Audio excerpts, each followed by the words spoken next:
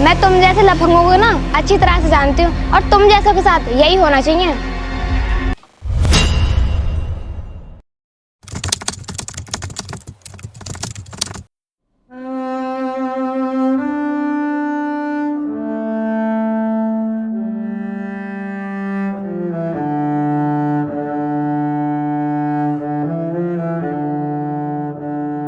आ गए पिताजी आप? हाँ बेटी, आ गया मैं। पिताजी मैं कॉलेज जा रही हूँ, मैंने खाना बना के अंदर ही रख दिया है, आप खाना समय से खा लेना। ठीक है बेटी, मैं खाना खा लूँगा और तू जा, रास्ते में ध्यान से जाना। ठीक है पिताजी।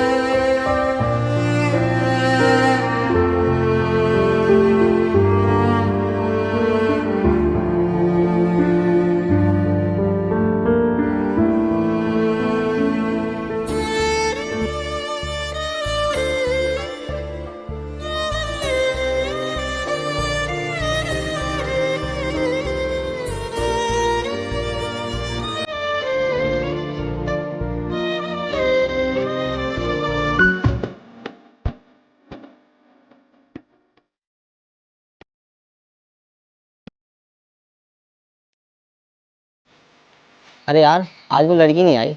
लगता है आज नहीं आएगी वो। पहले टाइम देख भाई, क्या हुआ है। अभी तो 9 बजे हैं बस। आज भाई हम लेट हो गए। वो लड़की 8 बजे यहाँ से निकल जाती है। चल अब दोपहर को आएंगे उसकी छुट्टी के टाइम। ठीक है भाई।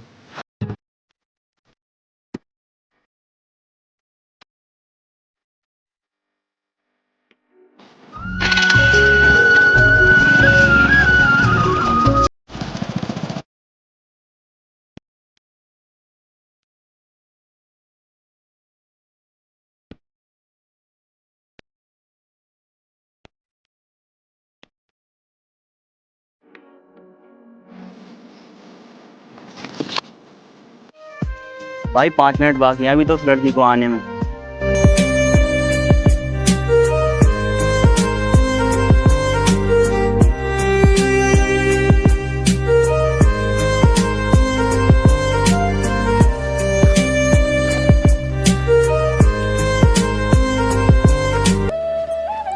अरे यार, देख वो आ गई लड़की। कुछ भी हो जाए, आज तो मैं इसे आई लव यू बोल कर रहूंगा।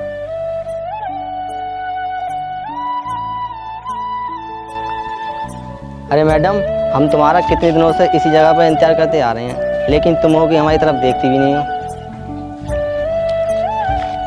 अरे अपना नाम तो बताती जाओ। अच्छा सुनो, आई लव यू, और हाँ, कल सुबह तक सोच समझ कर जवाब दे देना, मैं तुम्हारा यहीं पर इंतजार करूंगा।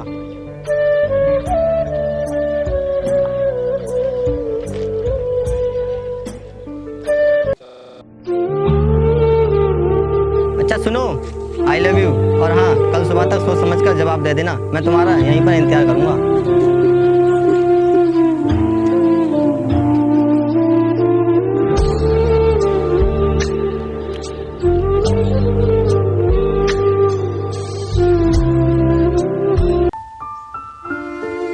अरे बेटी, कॉलेज से आ गई तू?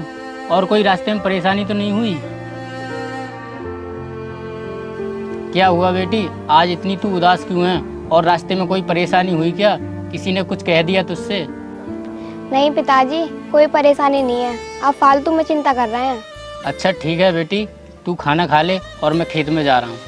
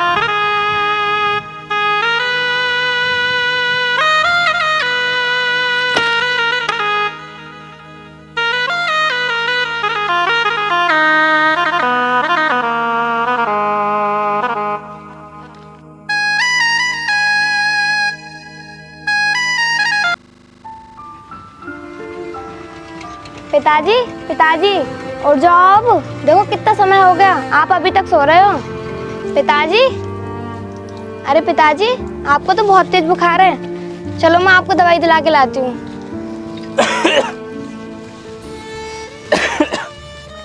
नहीं बेटी, तू कॉलेज चली जा और दवाई मैं खुद जाके ले लूँगा। पिताजी, आप ऐसी हालत में दवाई लेने कैसे जाओगे?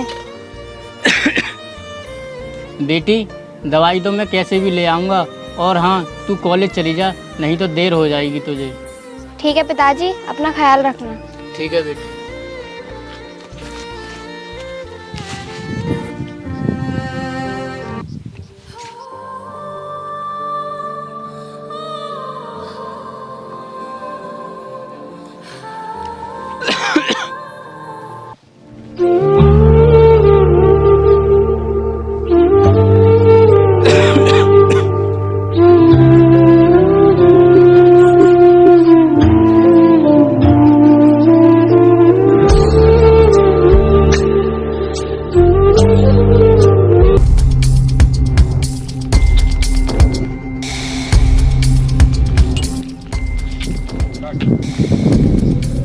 कहाँ गया रे बुड्ढे, बाहर निकल।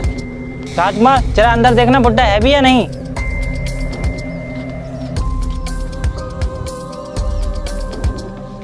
नहीं सेठ जी, घर में कोई भी नहीं है। घर में नहीं है तो फिर कहाँ गया? अरे सेठ जी, आप? सेठ जी राम राम। और कैसे आना हुआ? भूल गया रे बुड्ढे, 15 दिन का वादा किया था कर्जा वापस करने का, और पूरे आज 6 महीने हो गए हैं। सेठ जी, मेरे घर की स्थिति कुछ ठीक नहीं चल रही है, इसलिए इतना वक्त लग गया। सुन बुड्ढे, मुझे कुछ नहीं पता, मुझे मेरे पैसे चाहिए तो चाहिए। सेठ जी, मेरी मजबूरी समझने की कोशिश करो और मुझे कुछ दिन का वक्त और दो, मैं तुम्हारा सारा कर्ज चुका दूंगा। तुझे आजकल करते करते पूरे 6 महीने हो गए, या तो मेरे पैसे प्यार से दे दे, वरना मुझे और भी तरीके आते हैं। सुन बुड्ढे, मैं तुझे 10 दिन का वक्त और देता हूँ, अगर इस बार तूने समय से मेरे पैसे नहीं लौटाए तो तेरे साथ कुछ भी हो सकता है। सेठ जी, इस बार मैं तुम्हारा सारा कर्जा समय से चुका दूंगा। ठीक है बुड्ढे, अब मैं चलता हूँ, और तुझसे मुलाकात तो 10 दिन बाद ही होगी। चलो रे।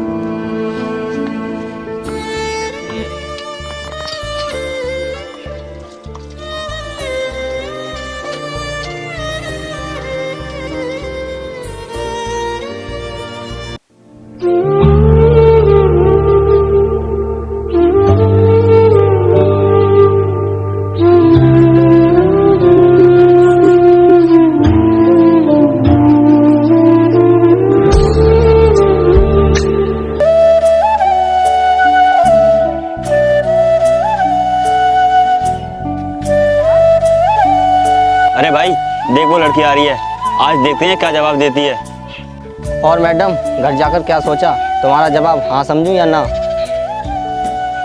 आखिर तुझे किस बात का घमंड है? मेरी बात का जवाब क्यों नहीं दे रही है? ये लड़की, तेरी इतनी हिम्मत, तूने मुझे थप्पड़ मारा। तू जानती नहीं है इसका अंजाम क्या होगा। मैं तुम जैसे लफंगों को ना अच्छी तरह से जानती हूँ, और तुम जैसों के साथ यही होना चाहिए। तेरी कुछ ज्यादा ही जुबान चल रही है। तुझे पता है तू किससे बात कर रही है? कौन है तू, और तुझे जानने की मुझे जरूरत भी क्या है? तुझे पता है इस इलाके में मेरा खौफ ही काफी है। अरे पकड़ उसे, वो भाग गई।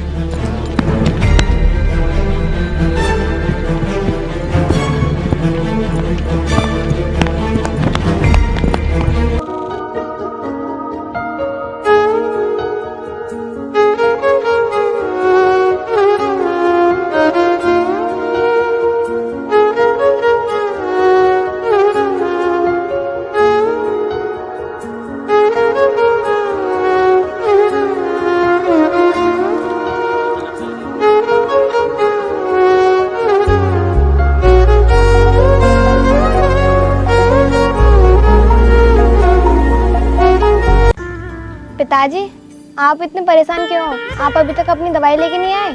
नहीं बेटी, मुझे कोई परेशानी नहीं है, लेकिन तुझे आने में आज इतनी देर कैसे हो गई? पिताजी, आज रास्ते में 2 गुंडों ने मेरे साथ बदतमीजी की। इसीलिए मुझे आने में देरी हो गई। और पिताजी, हमें उनके खिलाफ पुलिस कंप्लेंट करनी चाहिए, वरना वो मुझे रोज़ ऐसे ही परेशान करेंगे और ना जाने वो कितनी लड़कियों को परेशान करते होंगे। नहीं बेटी, ऐसा करने से हमें कोई फ़ायदा नहीं है, क्योंकि हम जैसे गरीबों की कहीं नहीं सुनी जाती। लेकिन पिताजी, ऐसा कब तक चलता रहेगा? बेटी, आज सुबह से मैं वैसे ही परेशान हूँ, लेकिन तेरी बात सुनकर मेरी चिंता और बढ़ गई। ऐसा क्या हुआ पिताजी? बेटी, आज सेठ जी आए थे अपना कर्जा लेने, लेकिन मैंने बहुत समझाने की कोशिश करी, वो नहीं माने और 10 दिन का टाइम दिया है। अब क्या होगा पिताजी? हम इतना सारा कर्जा कहाँ से देंगे? और हमारे पास तो अब खेती के अलावा और कोई जरिया भी नहीं है। लेकिन बेटी, हमें कर्जा भी तो कहीं से चुकाना है। लेकिन पिताजी, अब हम कैसे करेंगे?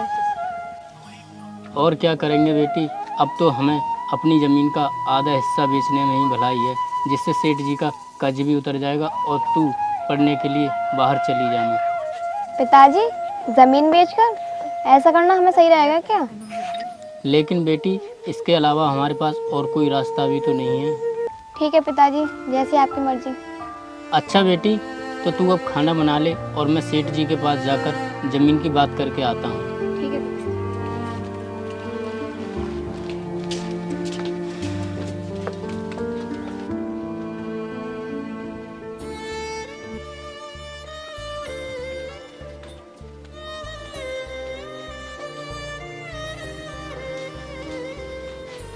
राम राम सेठ जी।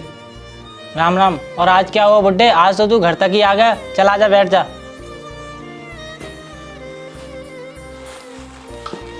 अच्छा बता, कैसे आना हुआ? सेठ जी, वो ज़मीन के बारे में बात करनी थी। हाँ बता बुड्ढे, क्या बात करनी है ज़मीन के बारे में? सेठ जी, मैं अपनी ज़मीन का आधा हिस्सा बेचना चाहता हूँ और मुझे तुम्हारा कर्ज भी तो चुकाना है। सोच रहा था वो ज़मीन तुम ही ले लो।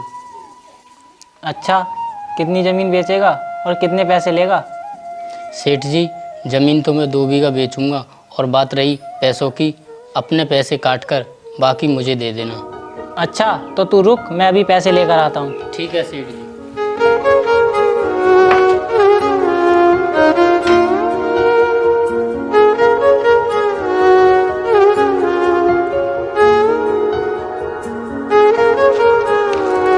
ये ले पैसे और कल सुबह समय से आकर रजिस्टर ऑफिस में ज़मीन के कागज़ों पर अंगूठा लगा देना। ठीक है सेठ जी, अब मैं चलता हूँ। राम राम। राम राम।